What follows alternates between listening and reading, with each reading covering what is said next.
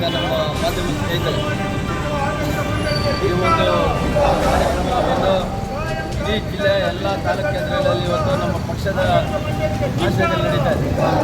ಯಾಕಂತ ಹೇಳಿದರೆ ಮಾಲೂರು ಕೈಗಾರಿಕಾ ಪ್ರದೇಶದಲ್ಲಿರ್ತಕ್ಕಂಥ ಒಂದು ಕಾರ್ಖಾನೆ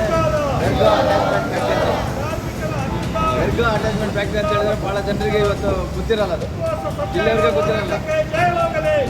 ಬೆರ್ಗಾ ಅಟ್ಯಾಚ್ಮೆಂಟ್ ಫ್ಯಾಕ್ಟ್ರಿ ಅಂತಕ್ಕಂಥದ್ದು 2006ರಲ್ಲಿ ಪ್ರಾರಂಭ ಮಾಡಿ 2019ಗೆ ಅವರು ದೊಡ್ಡ ಒಂದು ಲಾಭವನ್ನು ಗಳಿಸಿ ವಿದೇಶಕ್ಕೆ 58 ದೇಶಗಳಿಗೆ ಅವರು ರಫ್ತು ಮಾಡ್ತಕ್ಕಂಥ ಒಂದು ಕೆಪಾಸಿಟಿ ಪಡ್ಕೊಂಡ್ಬಿಟ್ರು ಬೆರ್ಗಾ ಅಟ್ಯಾಚ್ಮೆಂಟ್.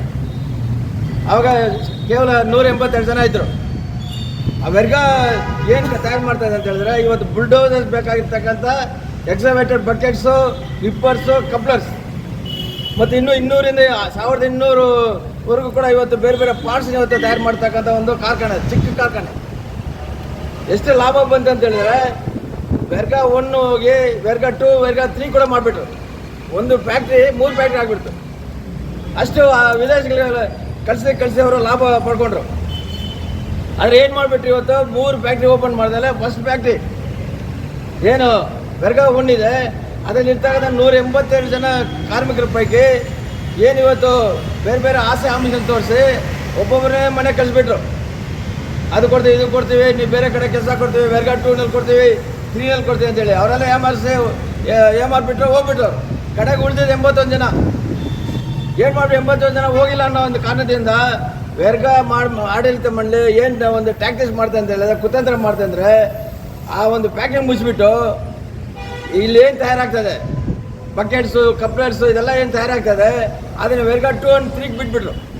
ಅಂದರೆ 81 ಜನನ ಮನೆಗೆ ಹೋಗಿ ನೀವು ನಿಮ್ಗೇನಿದೆ ಇವತ್ತು ಸೆಂಟ್ರಿಮೆಂಟ್ ಮಾಡಿಬಿಡ್ತೀವಿ ಅಂತ ಹೇಳಿದ್ರು. ಆದರೆ ಆ 81 ಜನ ನಾವು ಯಾವುದೇ ಕಾರಣಕ್ಕೂ ಫ್ಯಾಕ್ಟ್ರಿ ಬಿಟ್ಟು ಹೋಗಲ್ಲ. ಬೆರ್ಗಾ 1 ಇವತ್ತು ಲಾಭದಾಯಕ ನಡೆಯುವಾಗ ನೀವು ಯಾಕೆ ಮುಚ್ತೀರ ಅಂತೇಳಿ ಆಡಳಿತ ಮಂಡಳಿನ ಇವತ್ತು ಕೋರ್ಟ್ವರೆಗೆ ಹೇಳ್ಕೊಂಡು ಹೋದ್ರು. ಕೋರ್ಟ್ಗೆ ಹೋದ್ಮೇಲೆ ಕೋರ್ಟ್ವರ್ಗೆ ಚೀಮಾರಿ ಹಾಕಿದ್ರು ಬೆರ್ಗಾ ಆಡಳಿತ ಮಂಡಳಿಗೆ ಏನೇ ಮಾಡ್ತಾಯಿದೆ ಅಂತೇಳಿ. ಸಭಾಯುತವಾಗಿ ಒಂದು ಬಗೆಹರಿಸ್ಕೊಳ್ರಿ. 80 ಜನ ಇವತ್ತು ದುಡಿಯೋದಕ್ಕೆ ರೆಡಿಯಾಗಿದ್ದಾರೆ, ಲಾಭ ಮಾಡಿಕೊಟ್ಟಿದ್ದಾರೆ. ಬೆರ್ಗಾ 2, ಬೆರ್ಗಾ 3 ಅಂತೇಳಿ ಇವತ್ತು ಎಕ್ಸ್ಪ್ಯಾಂಡ್ ಆಗಿದೆ ನಿಮ್ಮ ಬಿಸ್ನೆಸ್ಸು. ಯಾಕೆ ನೀವು ಮುಸ್ತೀರ ಅಂತ ಹೇಳಿದ್ರೆ ಅದಕ್ಕೆ ಅವರು ಸಮಾಧಾನವಾಗಿ ಉತ್ತರ ಕೊಟ್ಟಿಲ್ಲ. ಅದಕ್ಕೆ ಬದಲು ಅವ್ರು ಬೇರೆ ಬೇರೆ ಇವತ್ತು ಬೆದರಿಕೆಗಳು ಹಾಕೋದು, ಗುಂಡಗಳನ್ನು ಬಿಟ್ಟು ಇವತ್ತು ಅಟ್ಯಾಕ್ ಮಾಡ್ತಕ್ಕಂಥ ಕೆಲಸ ಮಾಡೋದು. ಈ 81 ಜನ ಕಾರ್ಮಿಕರು ಇವತ್ತು ನಮ್ಮ ಹತ್ರ ಬಂದು ಇವತ್ತು ನೀವು ನಿಮ್ಮ ಪಕ್ಷ ನಮಗೆ ಸಪೋರ್ಟ್ ಮಾಡಬೇಕು, ನಮಗೆ ಇವತ್ತು ಬೆನ್ನೆಲುಬಾಗಿ ನೀವು ನಿಲ್ತಾ ಇರ್ತಕ್ಕಂಥದ್ದು ಮಾರ್ಕ್ಸ್ವಾದಿ ಕಮ್ಯುನಿಸ್ಟ್ ಪಕ್ಷ ಮತ್ತು CIT ಯೂನಿಯನ್ಸು, ನೀವು ಬಂದು ಇದಕ್ಕೇನೋ ಪರಿಹಾರ ಕೊಡಬೇಕನ್ನೋ ಒಂದು ಆಧಾರದಲ್ಲಿ ಇವತ್ತು ಕೇಳ್ಕೊಂಡಾಗ ನಾವು 10 ದಿನಗಳಿಂದ ಉಪವಾಸ ತಯಾರಿಕೆ ಅವ್ರು ಏನು ಮಾಡ್ತಾಯಿದ್ರು ಅದಕ್ಕೆ ಬೆಂಬಲಾಗಿ ನಿಂತಿದ್ದೀವಿ. ಆ ಒಂದು 81 ಜನರ ಕಾರ್ಮಿಕರ ಏನು ಕುಟುಂಬಗಳಿದೆ, 81 ಅಂದರೆ 81 ಅಲ್ಲ, 81 ಕುಟುಂಬಗಳು ಇವತ್ತು ಬೀದಿಗೆ ತಳ್ತಕ್ಕಂಥ ಒಂದು ನೀತಿ ಏನಿದೆ ಅದನ್ನು ಖಂಡಿಸ್ತೀವಿ. ಯಾವುದೇ ಕಾರಣಕ್ಕೆ ನಾವು ಅದನ್ನು ಮುಚ್ಚೋದಕ್ಕೆ ಬಿಡಲ್ಲ ಅಂತೇಳಿ ಇವತ್ತು ನಿರಂತರವಾಗಿ ದಿನನಿತ್ಯ ಅವರು ಸರಣಿ ಇವತ್ತು ಉಪವಾಸ ಸತ್ಯಾಗ್ರಹ ಮಾಡ್ತಾಯಿದ್ದಾರೆ. ಸೊ ಆದ್ದರಿಂದ ಇವತ್ತು ಈ ಒಂದು ಸಂದರ್ಭದಲ್ಲಿ ಹೇಳೋದಕ್ಕೆ ಇಷ್ಟಪಡ್ತಕ್ಕಂಥದ್ದು, ನಮ್ಮ ಜನಪ್ರತಿನಿಧಿಗಳು ದಿನನಿತ್ಯ ಮಾತಾಡ್ತಾರೆ. ಅವ್ರು ನಮ್ಮ MLA ಆಗಿರುವ ಬಂಗಾರಪೇಟೆ ಕ್ಷೇತ್ರದ SN ಆಗಿರ್ಬೋದು, ರೂಪಕಲಾ ಸದಸ್ಯರಾಗಿರ್ಬೋದು, ನಂಜೇಗೌಡ ಆಗಿರ್ಬೋದು, ಪುತ್ತೂರು ಮಂಜುನಾಥ್ ಆಗಿರ್ಬೋದು, ಸಮೃದ್ಧಿ ಮಂಜುನಾಥ್ ಆಗಿರ್ಬೋದು, ಎಲ್ಲ 6 ಜನ ಇವತ್ತು ಏನು ಶಾಸಕರಿದ್ದಾರೆ, ಶ್ರೀನಿವಾಸಪುರದ ಒಂದು ವೆಂಕಟೇಶ್ವರ ಕೂಡ ಇರ್ಬೋದು. ಆದರೆ ಅವರೆಲ್ಲ ಕೂಡ ಇವತ್ತು ಯಾರು ಕೂಡ ಬಾಯಿ ಬಿಡ್ತಾ ಇಲ್ಲ. ಈ ಫ್ಯಾಕ್ಟ್ರಿ ಮುಚ್ಚಬೇಡ್ರಿ ಅಂತೇಳಿ ಮ್ಯಾನೇಜ್ಮೆಂಟ್ ಹತ್ರ ಹೋಗಿ ಅವ್ರು ಮಾತಾಡೋಕ್ಕೆ ತಯಾರೇ ಇಲ್ಲ ಅವರು. ನಾವು ಅದಕ್ಕೆ ಇವತ್ತು ಒತ್ತಾಯ ಮಾಡ್ತಾ ಇದ್ದೀವಿ. ನೀವು ಜನಪ್ರತಿನಿಧಿಗಳಾಗಿ 80 ಜನ ಇರ್ಬೋದು, ಅದು 80 ಕುಟುಂಬಗಳನ್ನು ನೀವು ನೋಡ್ಬೇಕಂತೇಳಿ ನಂಜೇಗೌಡರಿಗೆ ಹೇಳಿದ್ದೀವಿ ಅಲ್ಲಿ. ಅದು ಇದುವರೆಗೂ ಕೂಡ ಅವರು ಚಕ್ರ ಇರಲಿಲ್ಲ. ಆಮೇಲೆ DC ಅವರು ಒಳ್ಳೆಯವರೇ ಅಂತ ಇಟ್ಕೊಳ್ಳೋಣ. ಆದರೆ ಈ ವಿಷಯದಲ್ಲಿ ಇನ್ನೂ ಕೂಡ ಅವರು ಸಕಾರಾತ್ಮಕವಾಗಿ ಇನ್ನೂ ಅವರು ಯಾವುದೇ ಕ್ರಮ ತಗೊಂಡಿಲ್ಲ. ಅವರು ಕರೆಸಿ ಏನು ನಿಮಗೆ ಬೆರ್ಗಾ 2, ಬೆರ್ಗಾ 3 ಇವಾಗ ಆಗಿದೆ, ಬೆರ್ಗಾ 1 ಲಾಸ್ಟ್ ಟೈಮ್ ಹೋಗಿಲ್ಲ. ನೀವು ಕೊಟ್ಟಿರ್ತಕ್ಕಂಥ ಸುಳ್ಳು ಲೆಕ್ಕಪತ್ರ ಬೆರ್ಗಾ 1 ಫ್ಯಾಕ್ಟ್ರಿ ಸಂಬಂಧಪಟ್ಟಾಗೆ ಮ್ಯಾನೇಜ್ಮೆಂಟ್ ಕೊಟ್ಟಿರ್ತಕ್ಕಂಥದ್ದು ಬೋಗಸ್ ರೆಕಾರ್ಡ್ಸ್ ಲಾಸಲ್ಲಿ ತೋರಿಸಿದ್ದಾರೆ. 58 ದೇಶಗಳು ಇವತ್ತು ರಫ್ತು ಮಾಡ್ತಕ್ಕಂಥ ಒಂದು ಬೆರ್ಗಾ 1 ಯಾವ ರೀತಿ ಇವತ್ತು ನಷ್ಟ ಆಗುತ್ತೆ? ಎಲ್ಲ ಡಾಕ್ಯುಮೆಂಟ್ಸ್ ಕೊಟ್ಟರೆ ಒರಿಜಿನಲ್ಸ್ ಅಂತೇಳಿ ಇವತ್ತು ಕೇಳಿದ್ದಾರೆ. ಆದ್ದರಿಂದ ನಾವು ಜಿಲ್ಲಾಡಳಿತ ಮತ್ತು 6 ಜನ MLAಗಳು ನಾವು ಇವತ್ತು ಒತ್ತಾಯ ಮಾಡ್ತಾ ಇದ್ದೀವಿ. ದಯವಿಟ್ಟು ನಿಮ್ಮ ರಾಜಕೀಯ ಸ್ವಲ್ಪ ಬಿಡು ಕೊಡ್ರಿ. ದಿನನಿತ್ಯ ಇವತ್ತು ಒಬ್ಬರ ಮೇಲೆ ಒಬ್ಬರು ಹೇಳ್ಕೊಂಡು ಇವತ್ತು ಇರ್ತಕ್ಕಂಥ ಆಗ್ತಾ ಇದೆ. ಭಾಳ ನಾಚಿಕೆ ಕೇಳಿದ ಸಂಗತಿ ಇದು. MLAಗಳು ಇವತ್ತು ಯಾವ ಮಟ್ಟಿಗೆ ಇಲ್ದಿರ ಅಂದರೆ, ಒಂದೇ ಪಕ್ಷದವರು, ಒಂದೇ ಪಕ್ಷದ ಒಂದು ಶಾಸಕರು ಇವತ್ತು ಬೀದಿಗೆ ಬಂದುಬಿಟ್ಟಿದ್ದಾರೆ. ದಯವಿಟ್ಟು ಅದನ್ನು ನಿಲ್ಲಿಸಿ.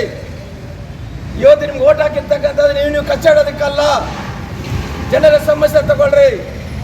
ಇವತ್ತು SN ಅವ್ರು ಮಾತಾಡುವಾಗ ಹೇಳಿದ್ರು, ಏನು ಕೋಮೂಲ್ನಲ್ಲಿ ಇವತ್ತು 800 ಜನ ಇವತ್ತು ದುಡಿತಾ ಇದ್ದಾರೆ ಗುತ್ತಿಗೆ ಕಾರ್ಮಿಕರು, ಅವರ ರಕ್ಷಣೆ ಮಾಡ್ಬೇಕಂತ ಹೇಳ್ತಾ ಇದ್ದೀರಾ. ಒಳ್ಳೇದು, ಸ್ವಾಗತ ಮಾಡ್ತೀವಿ.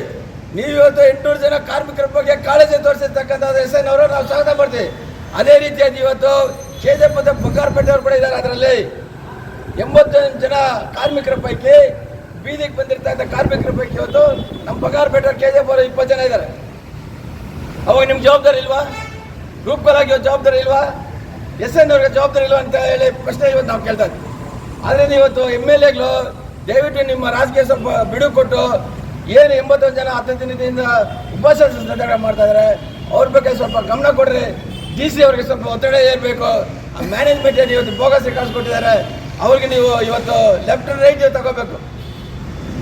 ಇವತ್ತು ಮ್ಯಾನೇಜ್ಮೆಂಟ್ ಕೊಟ್ಟಿರ್ತಕ್ಕಂಥ ಬೋಗಸ್ ರಿಕಾರ್ಡು ಕೋರ್ಟ್ನಲ್ಲಿ ಇವತ್ತು ಇಡ್ತಾ ಇದ್ದಾರೆ. ಕೋರ್ಟ್ ಅವರು ಇವತ್ತು ಆ ಒಂದು ಆಡಳಿತ ವರ್ಗದ ಡೈರೆಕ್ಟರ್ಗೆ ಇವತ್ತು ಚೀಮರ್ ಹಾಕಿದ್ದಾರೆ. 1 ಲಕ್ಷ ರೂಪಾಯಿ ಫೈನ್ ಹಾಕಿದ್ದಾರೆ ಅವರಿಗೆ ಸ್ಪಾಟ್ನಲ್ಲಿ. ಹಿಯರಿಂಗ್ ಆಗುವಾಗ ಅವ್ರು ಸರಿಯಾಗಿ ನಡ್ಕೊಂಡಿಲ್ಲ ಅಂತೇಳಿ ಅಲ್ಲಿ ವರ್ಗ ಆಡಳಿತ ಮಂಡಳಿಯ ಡೈರೆಕ್ಟ್ರು ಸರಿಯಾದ ರೀತಿಯಲ್ಲಿ ಕೋರ್ಟ್ನಲ್ಲಿ ಬಿಹೇವ್ ಮಾಡಲಿಲ್ಲ ಅಂತೇಳಿ ಆನ್ ದಿ ಸ್ಪಾಟ್ ಇವತ್ತು 1 ಲಕ್ಷ ರೂಪಾಯಿ ಫೈನ್ ಹಾಕ್ಬಿಟ್ಟಿದ್ದಾರೆ ಅವರಿಗೆ. ಅಂತ ಒಂದು ನಾಚಿಕೆ ಕೇಳಿ ಕೆಲಸ ಇವತ್ತು ವರ್ಗ ಮ್ಯಾನೇಜ್ಮೆಂಟ್ ಅವ್ರು ಮಾಡ್ತಾ ಇದ್ದಾರೆ. ಆದ್ದರಿಂದ ಇವತ್ತು ನಾವು ಈ ಒಂದು ಹೋರಾಟದ ಮುಖಾಂತರ ಹೇಳ್ತಾ ಇದ್ವಿ, ಏನು ನಾವು ಮುಖ್ಯಮಂತ್ರಿಗಳು ಇವತ್ತು ಮಧ್ಯಪ್ರವೇಶ ಮಾಡ್ತಾ ಇದ್ದಾರೆ ಆಗೋದಿಲ್ಲ. ಅದೇ ಇವತ್ತು ನಮ್ಮ ಡಿಮ್ಯಾಂಡ್ ಇರ್ತಕ್ಕಂಥದ್ದು. ಏನೇ ಇವತ್ತು MLAಗಳು ಮಾಡಲಿ ಒಂದು ಕಡೆ, DC ಮಾಡಲಿ, ಆದರೆ ಮುಖ್ಯಮಂತ್ರಿಯಾಗಿ ನಮ್ಮ ಸಿದ್ದರಾಮಯ್ಯ ಅವರು ಇದರಲ್ಲಿ ಮಧ್ಯಪ್ರವೇಶ ಮಾಡಿ ದಯವಿಟ್ಟು ಈ ವೆರ್ಗಾ ಫ್ಯಾಕ್ಟ್ರಿ ಉಳಿಸೋದಕ್ಕೆ ಮತ್ತು 81 ಕುಟುಂಬಗಳನ್ನು ಉಳಿಸೋದಕ್ಕೆ ನಾವು ಇವತ್ತು ಮಧ್ಯಪ್ರವೇಶ ಮಾಡಬೇಕಂತೇಳಿ ಈ ಹೋರಾಟದ ಮುಖಾಂತರ ನಾವು ಪತ್ರಿಕೆಯಲ್ಲಿ ಕೊಟ್ಟು ನಾವು ಇವತ್ತು ಒತ್ತಾಯ ಮಾಡ್ತೇವೆ. ನಮಸ್ಕಾರ. ನಿರ್ಭಯ್ ಮೀಡಿಯಾ ಚಾನೆಲ್ ವೀಕ್ಷಿಸಿ, ಸಬ್ಸ್ಕ್ರೈಬ್ ಮಾಡಿ, ಲೈಕ್ ಮಾಡಿ, ಶೇರ್ ಮಾಡಿ.